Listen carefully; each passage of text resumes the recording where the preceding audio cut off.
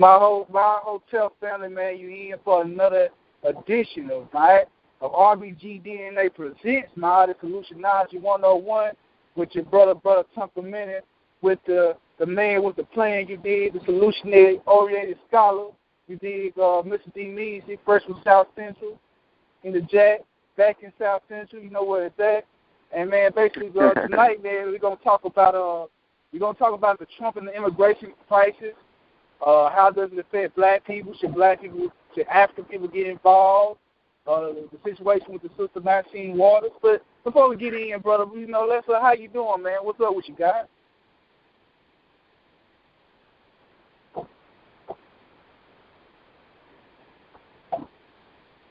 Hello? Yes, sir. Yes, sir. So what's going on with you, brother? How everything going with you?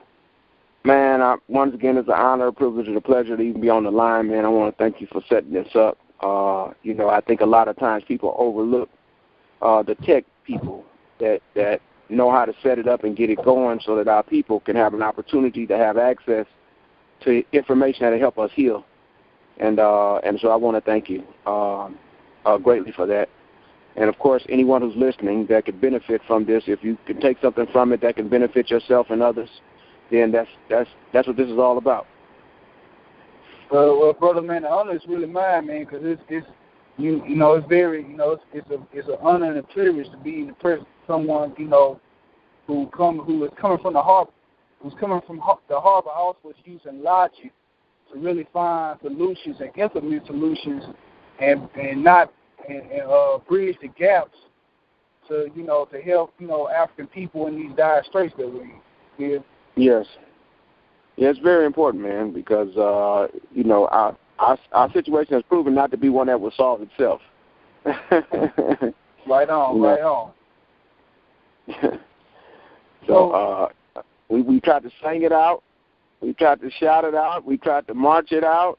And everything we've done has been very limited in terms of success, in terms of solving our problems, because, of course, we got so many problems in so many areas that it's going to take more than just one way to make it work. And I know for a fact many of our leadership have missed that, that it's going to take a team effort.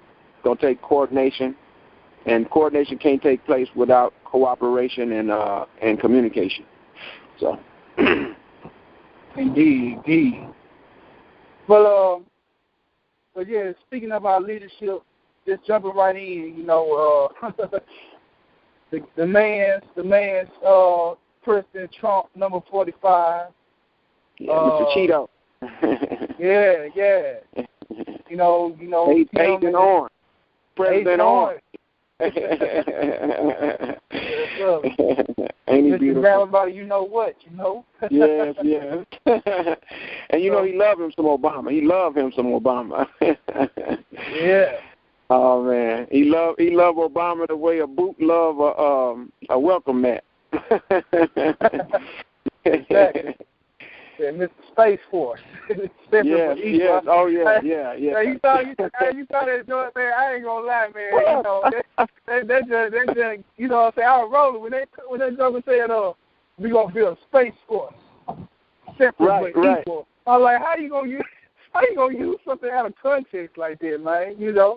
But then it don't matter. It don't matter. He's held to a different standard. A different set of rules than anybody else who's ever come before. And to his credit, he's the most honest president that I've recalled, that I've ever witnessed. He's the most honest, in terms of, not in terms of what he says from his mouth all the time, but in terms of speaking and channeling how he feels. Because, honesty has less to do with what you say and more to do with being able to relate how you feel, matter of fact, a lot of the most honest people tell outright lies. Right. They ask Donald Trump, they say, do you consider yourself a racist? He says, I'm the least racist person that you know. And look you straight in the eye, get you with them blue eyes looking at you, and damn well he telling a bald-faced lie just like a child with cookie crumbs around their neck, around their face. And you ask them, did you eat the cookies? And they're like, No, I ain't eating no cookies. Cookies all on their face. You know, children tell lies. They tell lies with their mouth because they want to avoid punishment, but their body language tells you the truth. And Trump is very, very honest in that sense, you know. But that's one thing I gotta say about that guy, man. He coming real and raw with it. You know. Yeah. You know how he comes. Ain't no right. You know what I'm saying? There's no ambiguity. Ain't no ambiguity. No guessing. No wondering. That's why I was so happy that he won, because, and I said, I'm already on record. On the radio show Respect Our Black Dollars. I was on this before he got elected, and of course after he got elected when we were at the victory party, at the watch party, and I'm the only one in there. Everybody else was a Democratic Hillary supporter, and so he just he's clumsy. You can see him coming. He exposes white supremacy, and that's why I really love him, because he forces Negroes out of denial. Negroes are conditioned to apologize for white supremacy, and with Trump, you got to choose a side, man. You can't be on both sides at the same time.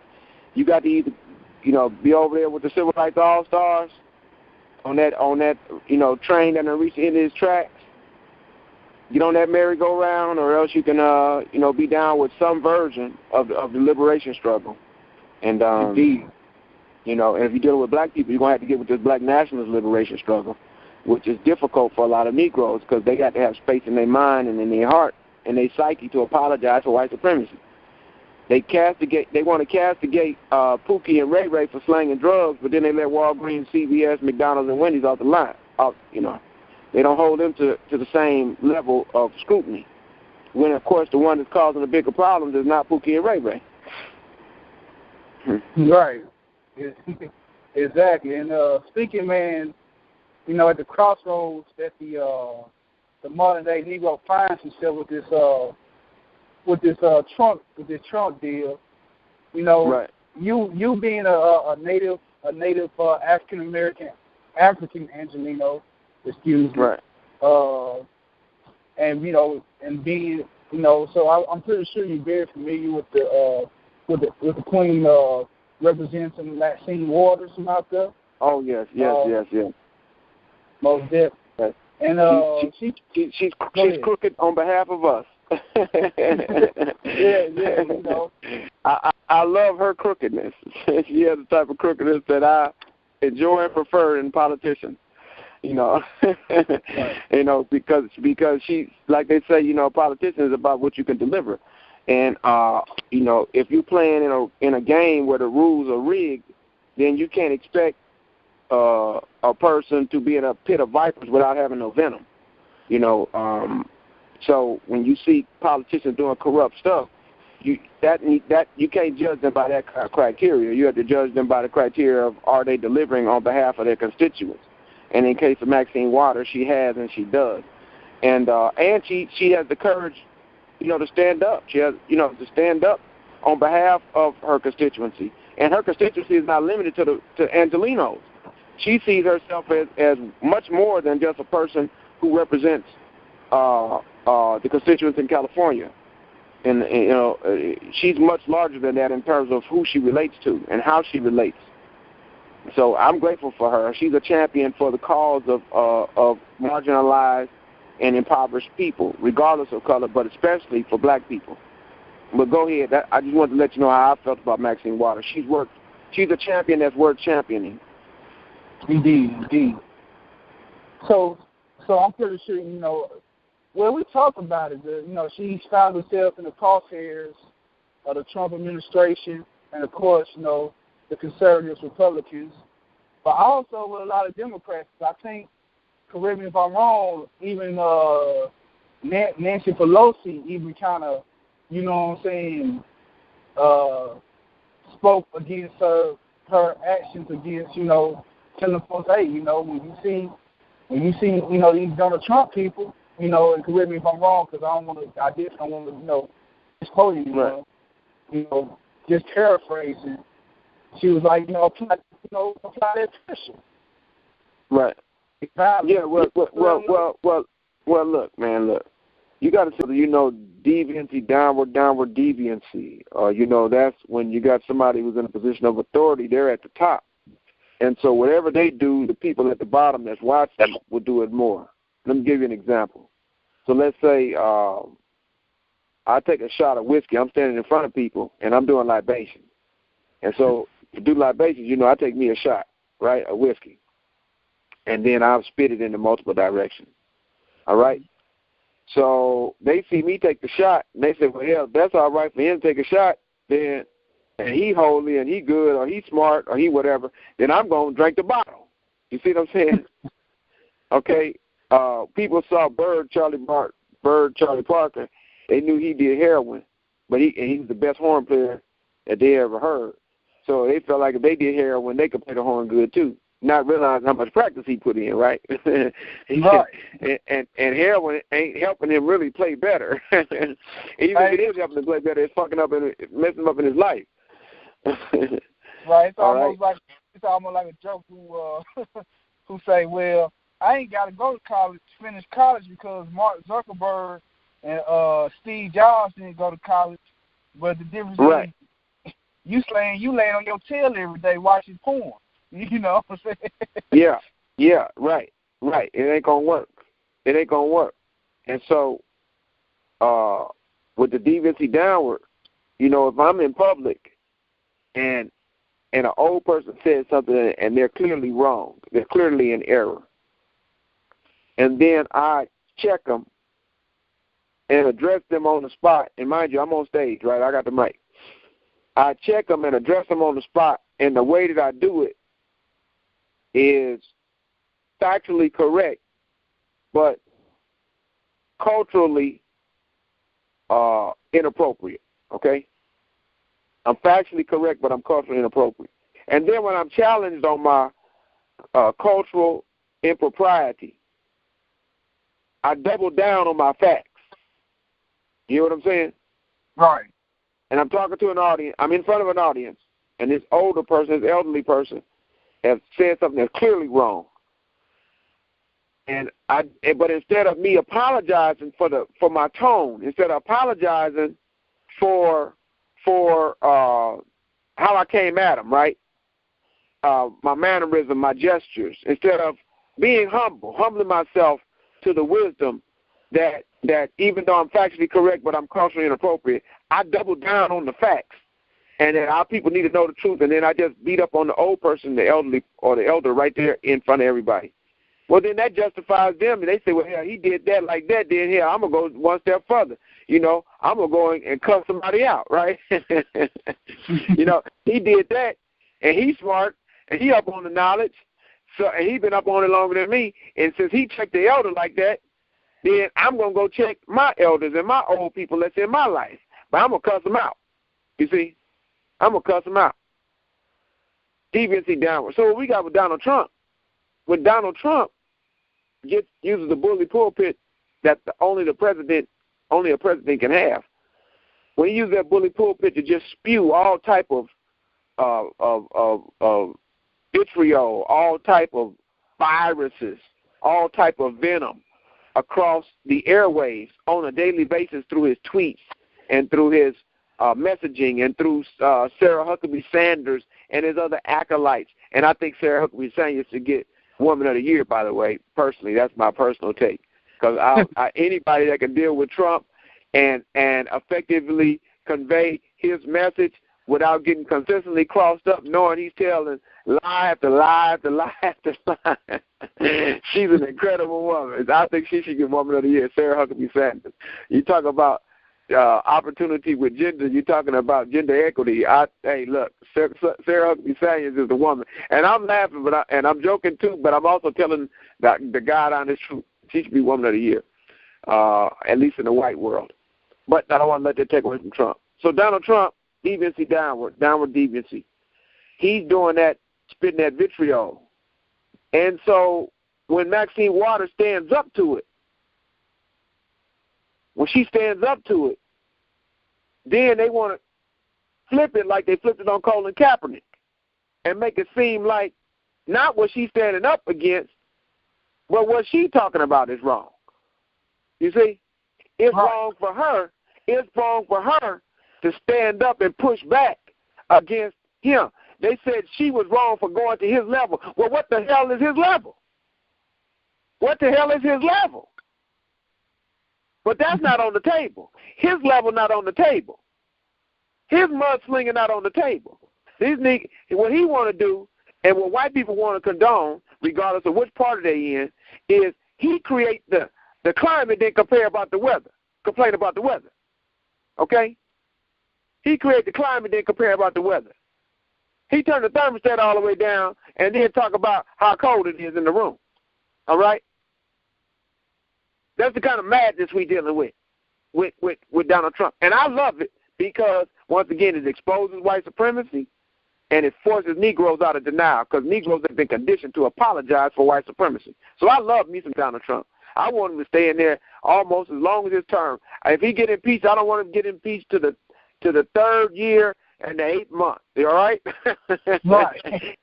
Even if I got to go to jail, because they turning back rules and laws as much as they can. They turning back laws in the environment that's going to have everybody jacked up. The stuff that's going on with the stock market rising, the way that he made it rise, everybody going to have to pay a cost on that. You're going to get something on the front end, but you're going to have to pay a heavy cost on the back end. That's the true one of the devil, ain't it?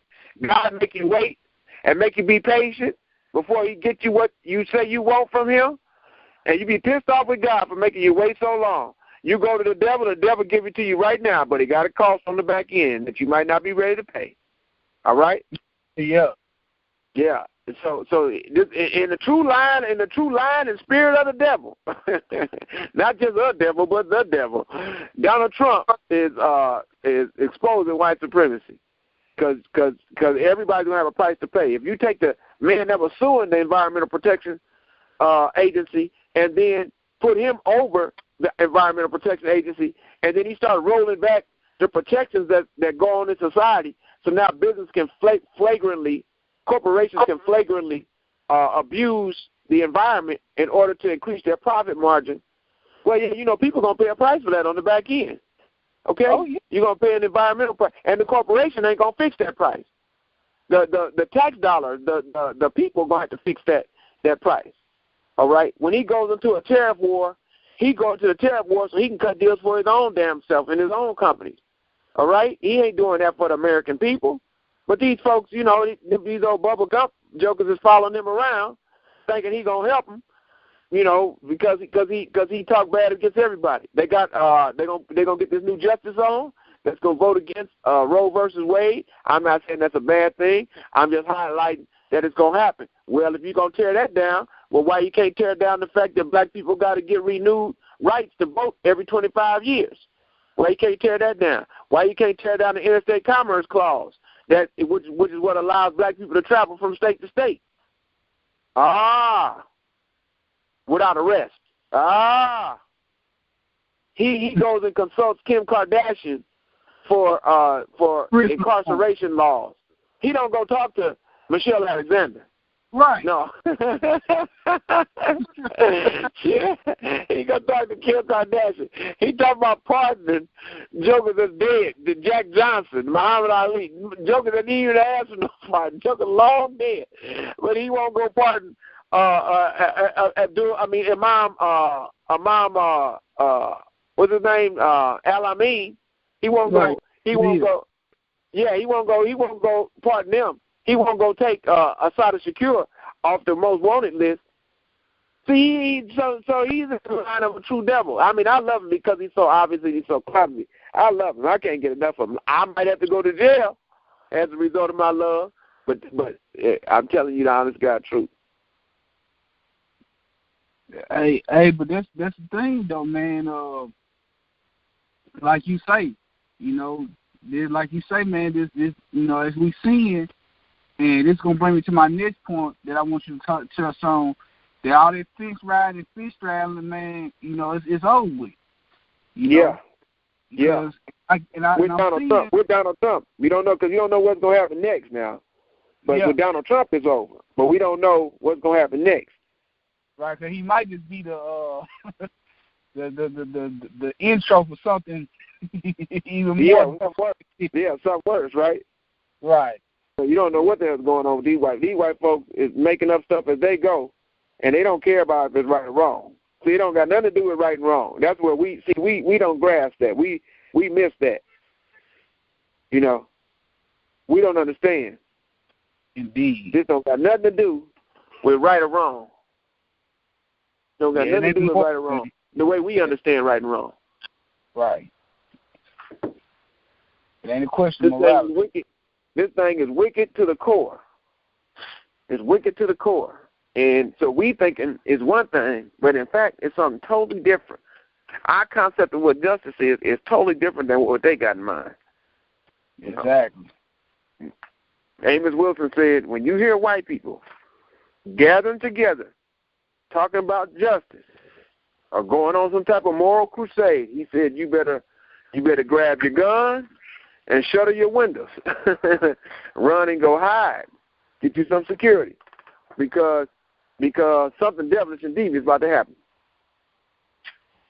Oh, yeah. You know what I'm saying? Exactly.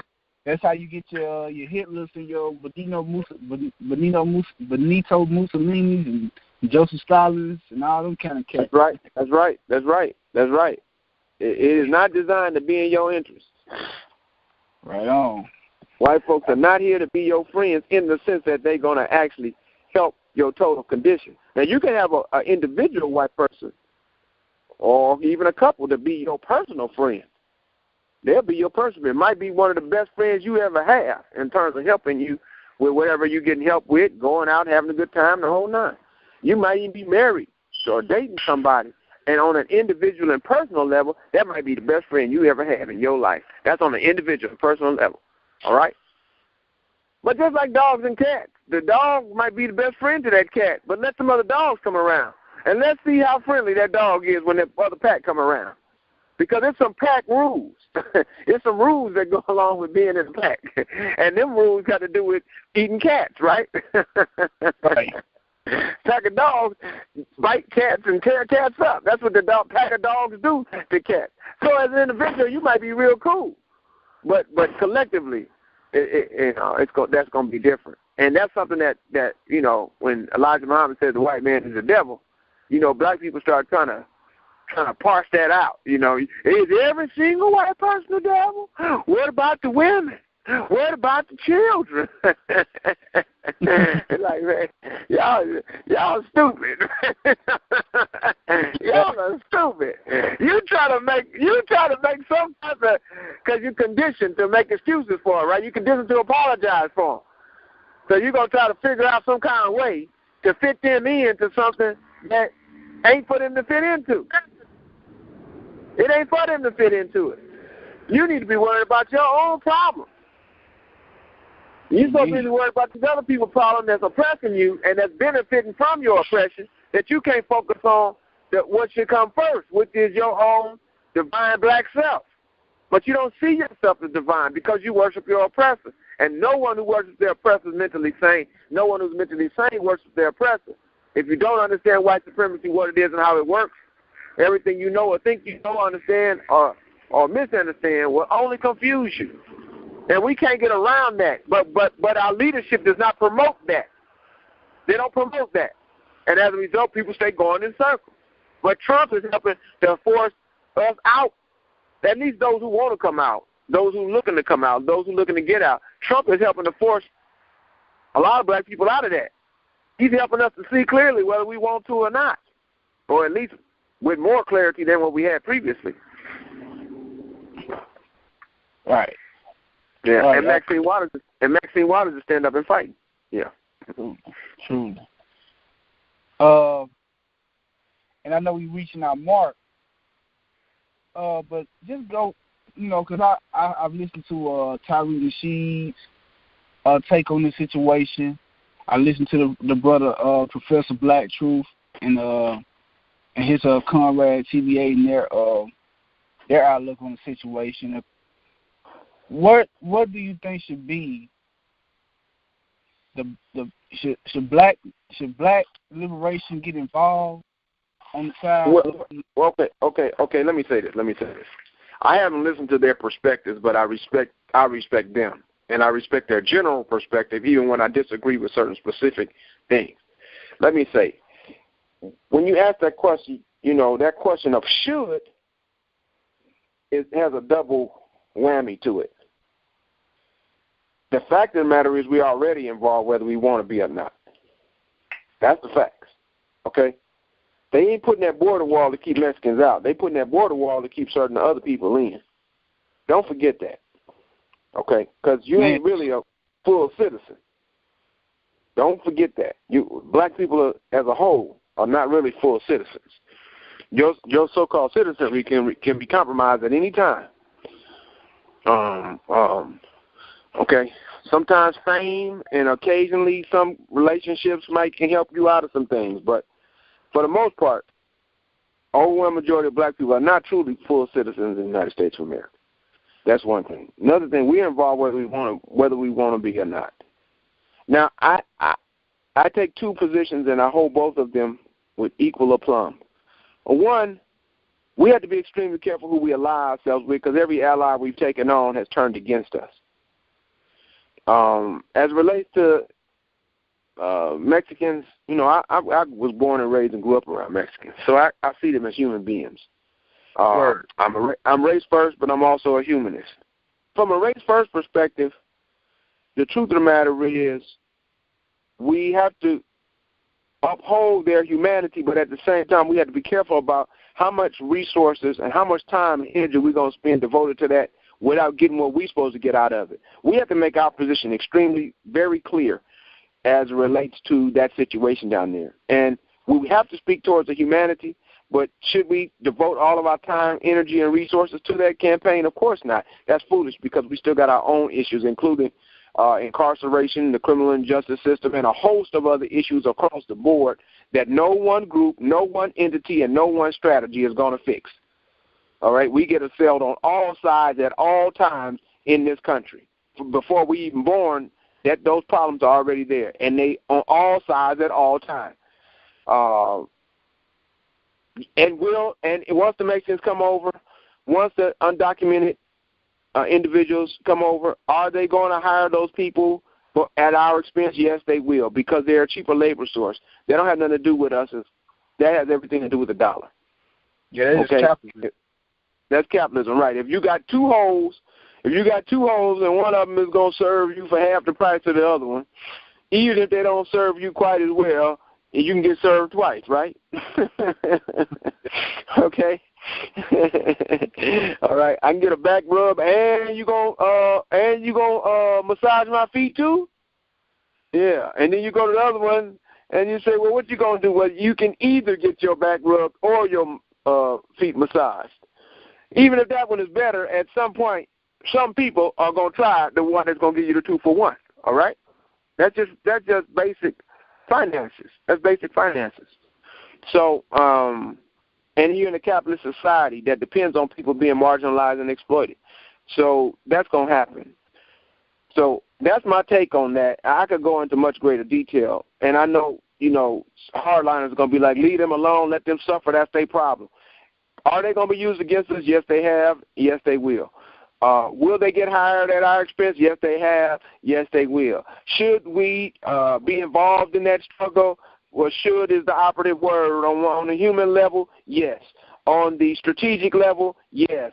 On the should we devote all our energy and attention towards them level? Hell no, right? Because we got our own problems that we need to solve that are separate from their problems.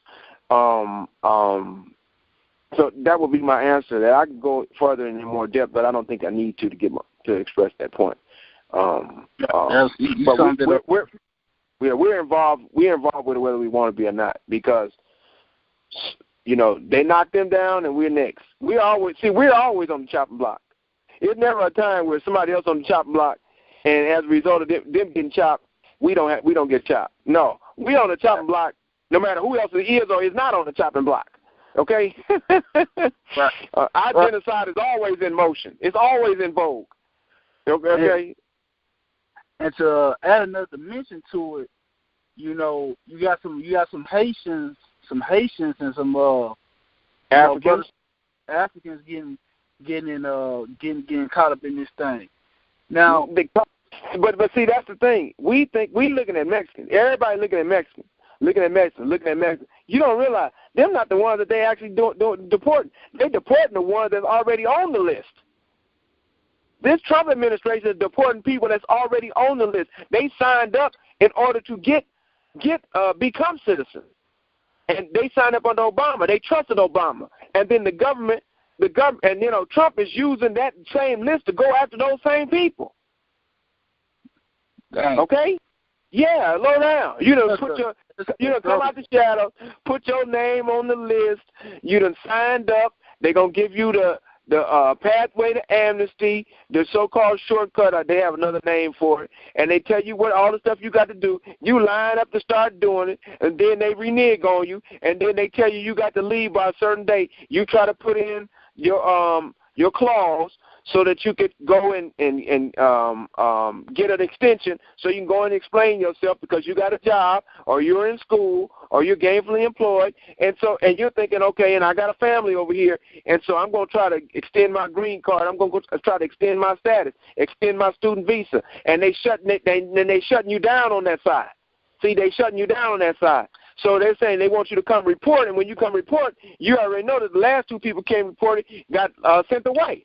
So you don't want to come report. So you hiding out, trying to wait till that extension comes in. You see what I'm saying? You trying to wait till the extension comes in. And, of course, they done already got it set up where it's not going to come in. All right? So now you're in the penalty for missing your date. You're in the penalty for not answering your mail to come on in. You're 3 months over. So when they pick you up, they just send you away. They send you away. Now you done lost your job. You see, your family's in jeopardy. You was in school, you're missing assignments. This is what's happening to the foreigners and the immigrants. And most of them ain't Mexicans. It's the ones who actually signed up. Now, do you think they're going to target darker-skinned people or lighter-skinned people more often? You just tell me what you think based on the history of this country. You already know that darker you're going to get it. Get it first. That's right. That's exactly right. Okay?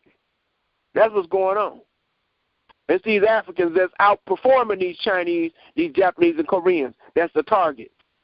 And it's these Chinese, these Japanese, and these Koreans that's being targeted. They've been targeted ahead of the Swedish and the Norway and the Germans that's over here.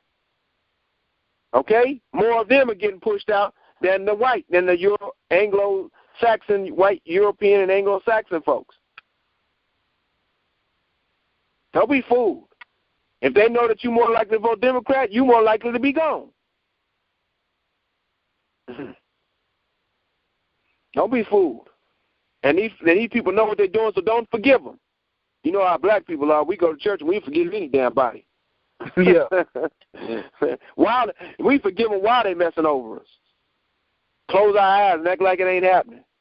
No, even though he got me locked up in this dungeon, and he come down here every other day at 3 o'clock and rape me. That ain't rape. That's a date. Yeah, we going out on a date today. I guess it is how you look at things, right? Yeah. Thank God for Maxine Waters for standing up. And I don't expect nothing less from white Democrats because, they done messed over us since we've been dealing with them and before we started dealing with them. So I don't expect nothing less from them. I don't expect them to be right. Right on. And since we're at the end of this segment, before we go on to our next segment, brother, do you have any parting words for the family and subscribers? Well, all I'll say is there is no valid substitute for reading, research, and study. We must know thyself, to love thyself, to save ourselves. One life, one love, one enemy, one God, one aim, one destiny. Maatic. May we prove worthy of abundant prosperity and continue to be a blessing to others, especially those in need. Maatic.